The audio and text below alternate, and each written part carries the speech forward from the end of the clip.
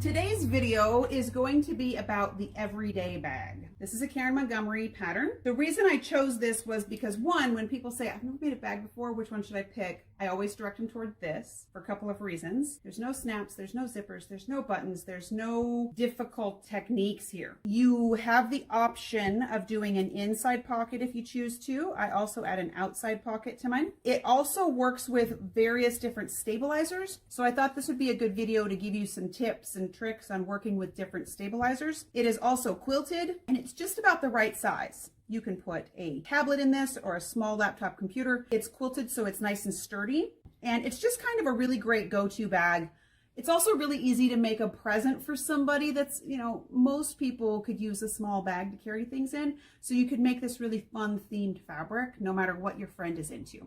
So in today's video, I've already made one out of the white colored fabric, so I'm going to make one out of the dark colored fabric, and we'll have kits for both the lightweight and the dark colorway.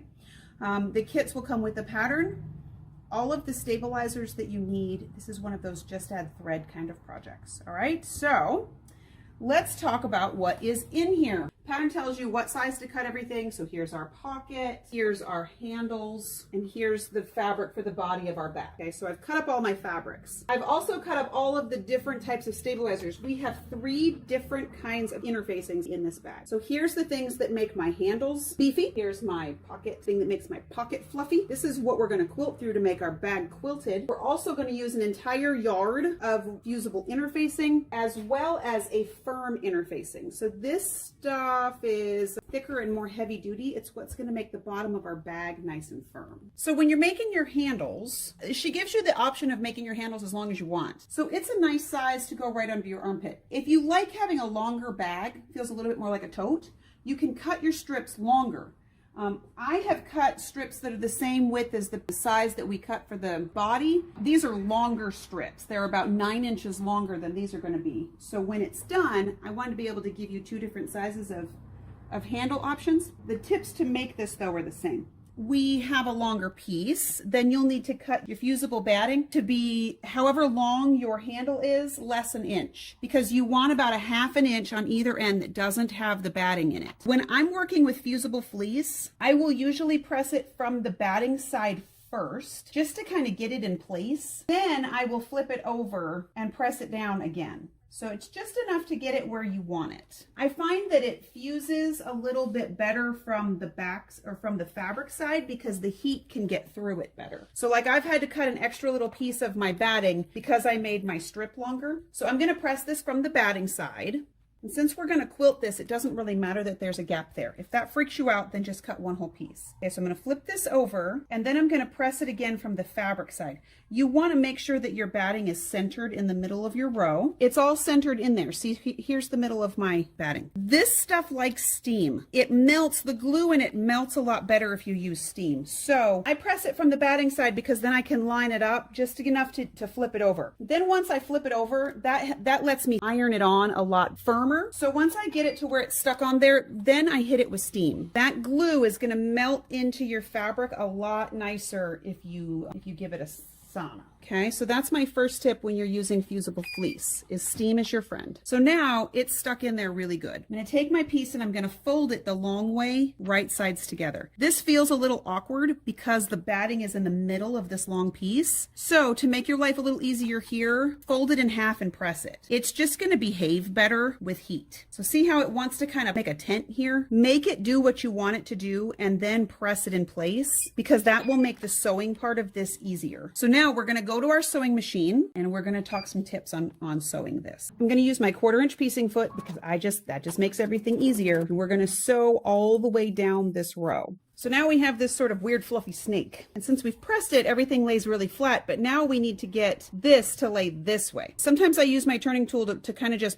put some weight in the bottom of this, just enough to get it started. So I'll slide that in the tube and then grab it by the seam and just sort of push it down. Where that fleece is gonna lay flat because it's thicker than the rest. And then I just sort of slide my turning tool down the whole tube. Because it is heavier, it kind of just gives a little bit of weight to what is in here. It's not really doing anything other than putting some weight on that fusible fleece that's in there. Okay, so now we have a flat tube, and I'm going to take my seam here and I'm going to press it open. This does a couple of things. It decreases the bulk, and we're going to stitch this shut anyway, so it doesn't matter. And it makes it nice and flat and pushes that fusible fleece to the edges. Side tip too, a point that I forgot to show you guys. Karen talks about when you cut your fleece to cut it at a scant size. So if you're wondering what that means, when you're cutting your fleece, so let's say you're going to cut a 3-inch piece and you want to make it a scant 3-inch piece, line your 3-inch line up with the edge of whatever you're going to cut, and then slide it over to that first little tick mark. So that's 1/8 of an inch right there. So if you line up that tiny little 1/8 of an inch just short of the size you want to cut, you're going to get a scant cut. Why does that matter? Well, when you're doing things like this where you want things to be centered, the fabric that takes up the sides right here is just a little bit, but when I run my hand along this, there's no point where the fleece is buckled up and folded over. If it was, this wouldn't be nearly as straight. So when the pattern says cut it scant, cut it scant. What we're going to do is fold it this way again and line our sides up. So if you press this again with steam, this fleece really obeys well with steam.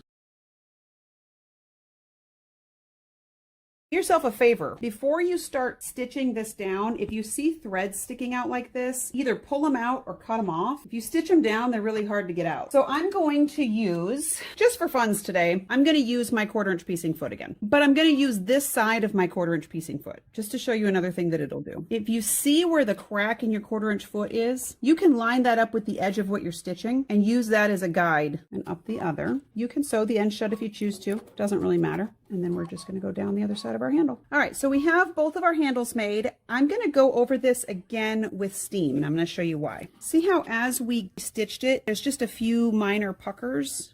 Not really even puckers, but just places where the fabric has kind of wiggled in the sewing process. Once I steam it, look how flat that is. So this is just another example of how steam and fusible fleece are really good friends. So I'm just going to go over this. Not only is my handle going to lay really flat now, it just looks really professional. All right, so I'm going to do that with both of my handles. Another reason that I like for making my handles longer, you can always make them shorter if you try it out and you find out they're too long. It's really hard to make them longer after this though. I usually, when I'm making a bag, I'll usually make my handles longer than they need to be and trim them down to what I want. I'm going to steam both of my handles. We're going to move on to the body of the bag. So now I have my piece of fabric cut to the size that the pattern calls for, and I have my interfacing underneath. The size the interfacing comes out of the package or off the roll is going to be about 1/2 inch shorter on either end. So see, if I fold my fabric back, I've got about 1/2 inch extra of fabric over the interfacing. My ironing board isn't quite big enough to put the whole thing on, but both sides is like that. So I've got about 1/2 inch this side and 1/2 inch that side. I'm going to fuse this to my fabric. I don't use steam in this part. I will usually fuse it down without steam for this particular interfacing. You can steam it, but the problem with it is sometimes, not always, but sometimes with this interfacing, if it gets too hot, it will curl, and we don't want that. What we're trying to do is make our fabric just a little bit more beefy so that it feels more like a bag and less like a quilt bag. So I'm just going to fuse this whole piece of interfacing to my bag, and then we're going to do the next step.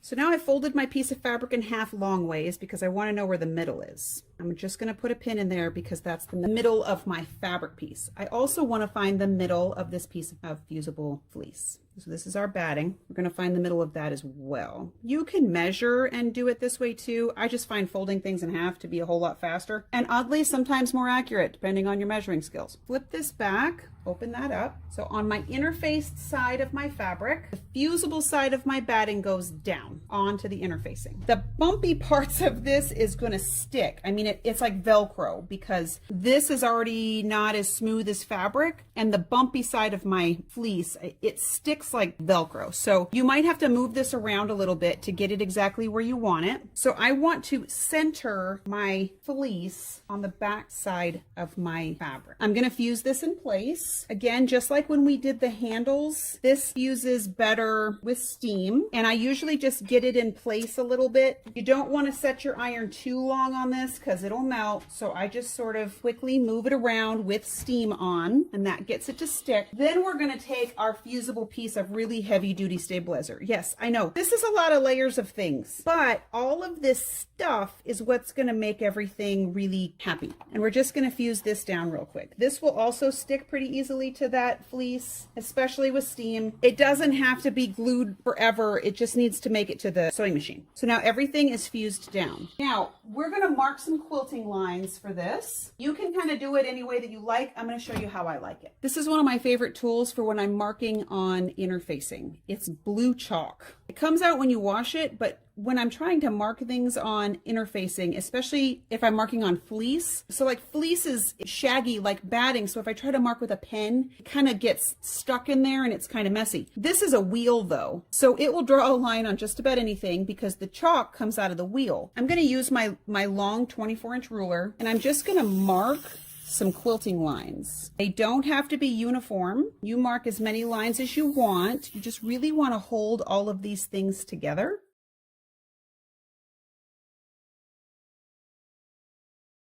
One thing I do want to pay attention to though is I do want to stitch a line pretty close to the edge over here. So you see I went only maybe ½ an inch away from where these stop. So what I'm going to do is I'm going to stitch probably this middle line first, and then I'm going to do these side lines, and then I'm going to fill the other ones in. Another tip when you're doing this is if you start sewing from here to here, go back this way. Don't sew your lines starting on the left to the right, left to the right, left to the right. What happens when you do that is the feed dogs will move the fabric going one direction a little bit faster than the other way, and you end up with a bow in it. So up one way and down the next.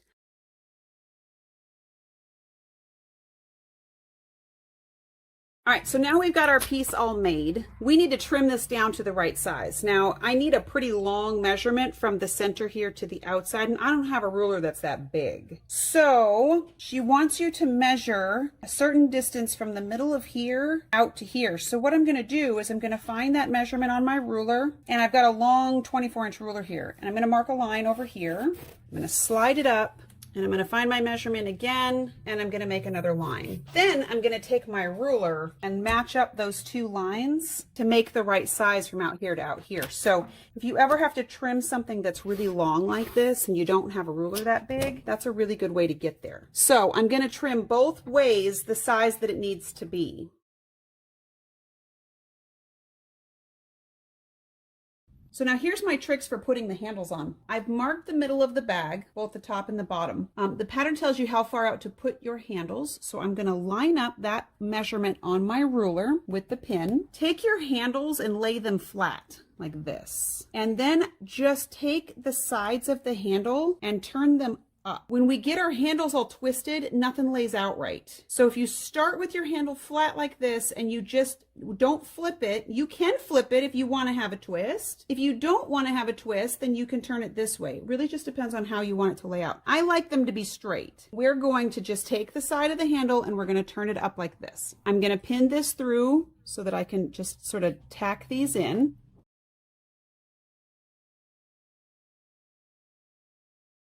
It seems weird to put it inside and upside down on the bag, but this is the only way it's really gonna work. Now my handles are really kind of long. I'm gonna actually take this away too and put it up here so that I don't run a risk of mixing it up with the other one. So I'm gonna slide it up and I'm gonna do the same thing the other way.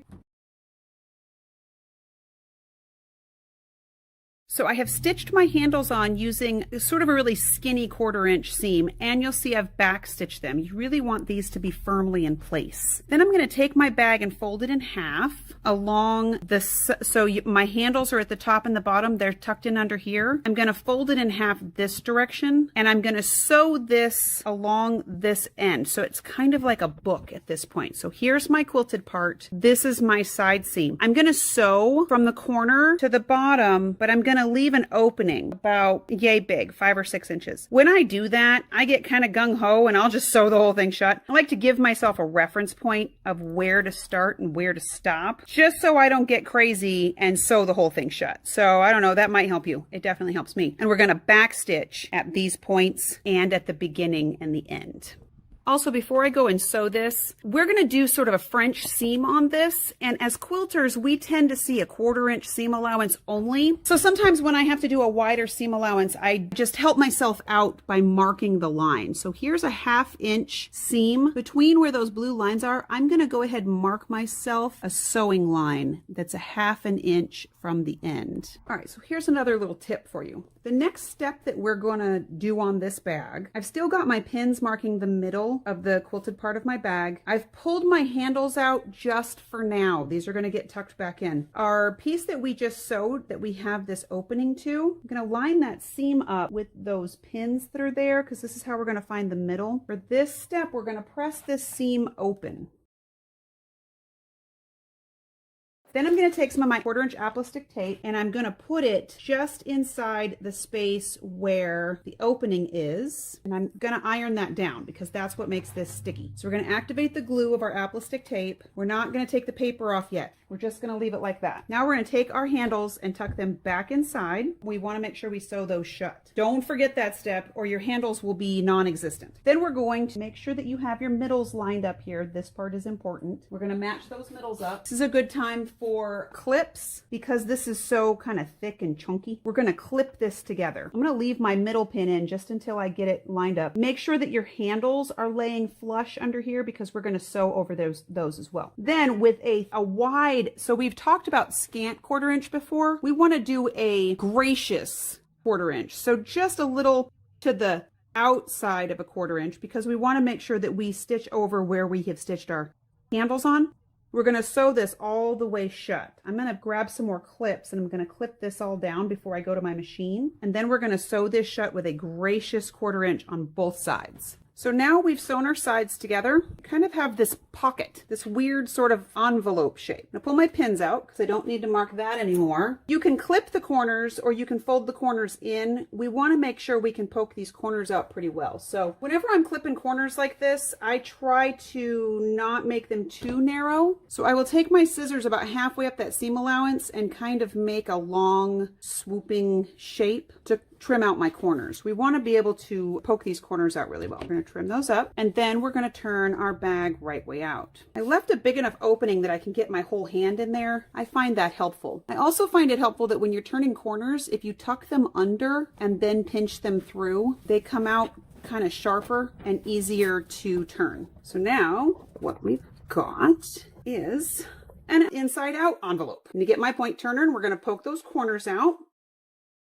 And then we're just going to press this really nice and flat. So a couple of things to point out. One, it feels a little big and floppy right now. So if you pull your handles out to the side and you just sort of maneuver everything to be flat with your hands before you try to press it. And then the other thing to pay attention to is that we put our fusible tape in here before you press this flat. Now remember, apple stick is sticky when you take the paper off. So you can just sort of push this together. I'm going to press this first. So I'm going to lay this down like this and I'm going to press this shut. Then I'm going to press this whole thing with steam. All right, add our pocket. Making the pocket is pretty simple and the directions are pretty straightforward. You have a piece of fabric, you have a piece of fusible fleece that's half the length of the fabric. You put the fabric right sides together, you fuse the fleece to one side, you turn just like we have made and turned so many things. So we made it, we turned it, we pressed our opening closed, but it's not stitched down yet. I'm going to center my pocket on my bag. The pattern tells you to, how far down from the top to make your pocket. And then you just want to make sure that it's centered between the handles. And that looks pretty good. Now, I'm going to show you guys something new we just got in the store, which I really have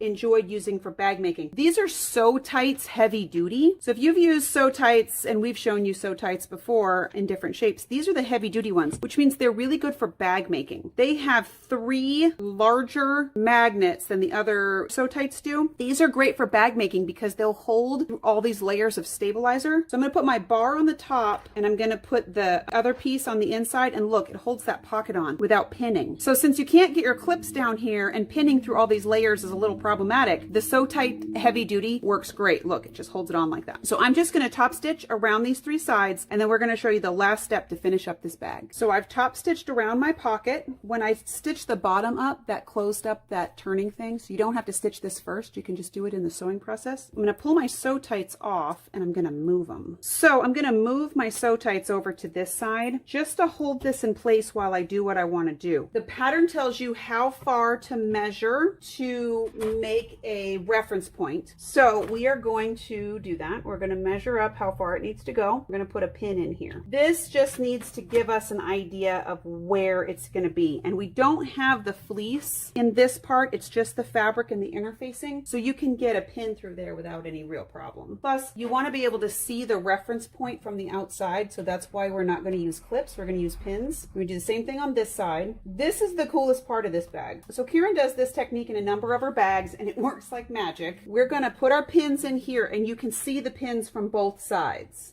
Then we're going to take this away because we don't need to keep that straight anymore. And I'm going to flip this around. Basically, what we want to do is open this up so that we can see our pins out here. Okay, so I've got all my handles here. My handles are sticking out of the way. I've got my pins so I can see where the point is that I need to fold it. Okay, so I'm going to fold it. I'm going to flip the bag over, and where those pins are again, I'm going to take the other end of the bag and make the handles be on the same end. I know this feels a little weird, but just trust me on it. It's really fun. Then we're going to match up our top corner points. This is when you want to put the sew tights together so that you can take it to the sewing machine. If you just put the bar underneath and drop it, it'll lock it in there. So I'm going to put sew tights in both of these corners, and I'm going to make sure that all of this is pressed really tight. Like I'm probably going to put one in the middle too, just to make sure that this is all flat. Then we're going to go to the sewing machine. Okay, so now I've been doing all of my patchwork and everything since the quilting step of this stage with my walking foot. It makes it a lot easier to get through all of these layers. Now this is what we should have. We've got the two sides folded together, and then you have this sort of weird folded pocket. It's a little like an origami situation. I've got my sew tight stuck over here out of the way so my big old walking foot doesn't hit it. And then we're going to sew again a generous 1/4 inch. So if you see those lines on my foot, that big line there is a 1/4 inch. So I'm going to go just slightly over from that. And when I drop my foot, you're going to want to back stitch this because this is the top of the bag that's going to hold everything together.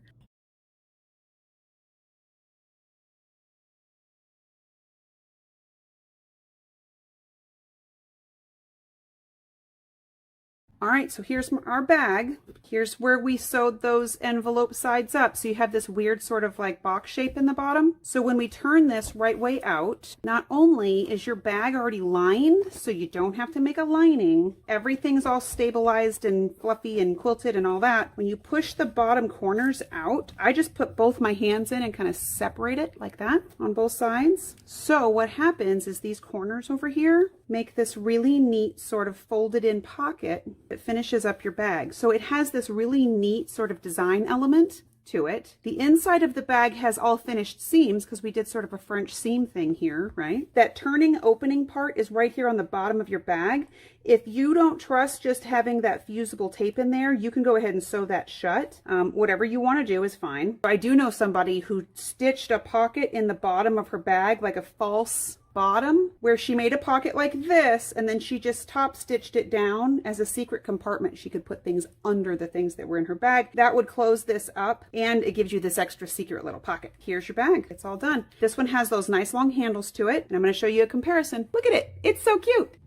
So that's our bag demo for making the everyday bag. This is the one I just made, so it's got nice long handles to it. So if you like to have a longer tote, you can. I like to be able to open my bag and see in it. If you prefer the shorter handles, these are the length of the handles that are in the pattern. So it kind of tucks up under your arm. If you like to be able to tuck your bag under your elbow, you have both ways that way. So there you go. You got a pocket on the outside. On this one, I did a pocket on the outside and there's a pocket on the inside. Hot tip, if you want to put a pocket on the inside, make it like a 1/2 inch or 1 inch skinnier than the one that you put on the outside. Sew it on first, because then the top stitching of putting your outside pocket on will hide the stitching of the pocket on the inside. Does that make sense? So see, this one's just a little bit smaller than this one. And when I top stitched this pocket on, it covered up the stitching from putting the inside pocket on.